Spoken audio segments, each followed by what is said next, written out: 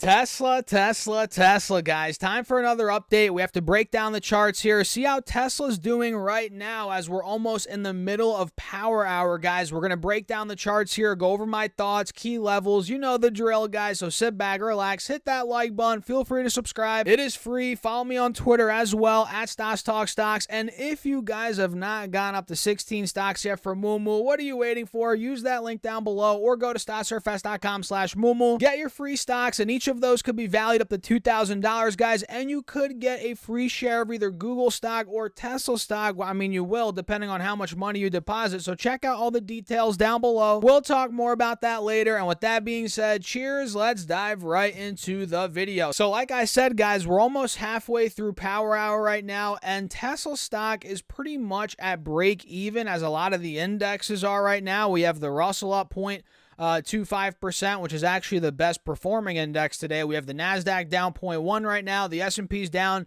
about 0.04%, pretty much nothing, as the Dow's down 0.25%. So pretty boring type of day in the stock market. You guys know how that goes. And Tesla stock is pretty much at break even as well, down 41 cents, down 0.2%. And you guys can see this morning we actually took out the lows by a pretty good chunk from Friday. I'm not sure if you guys remember, but Friday we made a video, I think on Saturday, on Tesla. I forget what day it was, maybe Saturday, Sunday. Either way, we talked about how Friday Tesla got hit all freaking day, guys. It was at 2:55 in the morning. Let me actually pull the 5-day up so you guys can see it. It was at 2:55 in the morning, and then, or actually no, 2:58, almost 2:60 in the pre-market. And then once the markets opened, guys, we cliff dove from about 2:58 down to 252. That was a dump of 2.5%. Then we consolidated a little bit. All right, consolidated.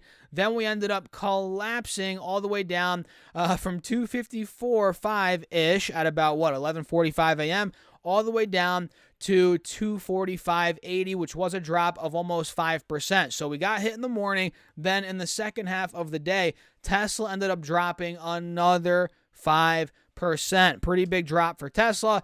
And to say that we hit another low today on the 5-day, to say that we took out the lows from Friday, which we obviously took out the lows from every day before that as well, that's not good for the bulls, guys. Now Tesla's down, or at least it was down, almost $40 from the 276 high that we hit on the 18th just a week ago, guys, just last Monday, which percentage-wise, that was about, let's see, from 238 to 276, that was a drop of 13, or from 276 to 238 rather, 13%, 13.5% drop for Tesla there. And mind you, we're not showing any signs of a reversal right now, which is not good for the bulls, at least in the short term. But if you have patience, this could open up an opportunity. Maybe. Of course, nothing's guaranteed in the stock market. Of course, you have to do your own research, due diligence, buy at your own risk, all that good stuff, sell at your own risk, hold at your own risk. Everything has to be at your own risk.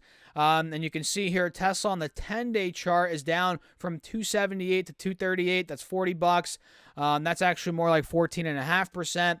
And if I pull up the 20-day chart, you guys can see we've completely reversed trend pretty much. We were uptrending for a good couple of weeks, and now we've pretty much given back all that gain. Have you guys heard that saying, elevator up, or elevator up, or stairs up rather, elevator down? I almost confused it. Yeah, stairs up, elevator down. That's a great analogy for the stock market in general. And I've seen way worse examples, or way better examples than this, where a stock went up like 100% or 200%. It took a while for that to happen. Then boom, it gave it back in, a very short amount of time. Tesla's, it's not that bad here, but we went from 225 end of August to 278 by the middle of September. So it took about 3 weeks, and we've given back a good chunk of that in the span of about 10 days. So we'll see how it goes. I mean, again, we've seen crazier examples, but this is a reversing trend. We do have a death cross, which is not good. And on the 4-hour chart now, let me actually zoom in and show you this, guys. We are clearly putting in, like I mentioned in my previous video, I believe on Saturday,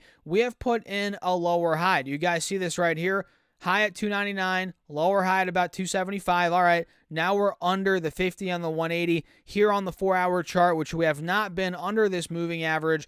We were under it back in the middle of August, But before that, we pretty much rode that moving average for months, and now we're back under it. And it looks like to me, guys, we're hanging on by a thread here at the lows from, when was this? End of June? Yeah, look at that, guys. Did you notice that? Back in the end of June, we hit about where we are now, 238, 240, 45, and we actually held that point. We held that pretty strong earlier in the day, but if we do break under that point, in my opinion, 238, we could be going down, let's see, 213, maybe even under that point here on Tesla stock. This could be the next gap we're playing in right here, guys. And if this were to play out, let's say we were to fill the gap down to about 215, I'm going to heavily consider maybe picking up some Tesla. At that point, I think it's way too oversold.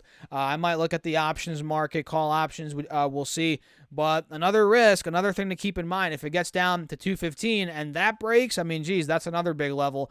We could be going down even lower, but we'll get to that if that even comes, if that even plays out. Which, of course, guys, like I say time and time again, we don't know what's going to happen. We don't know how things are going to play out. But right now, I wouldn't be too aggressive with Tesla personally. That's what I'm doing. I'm not hopping in on this dip quite yet because there's a wide open gap to 215, which I feel like it's vulnerable. Tesla's vulnerable to filling that gap down.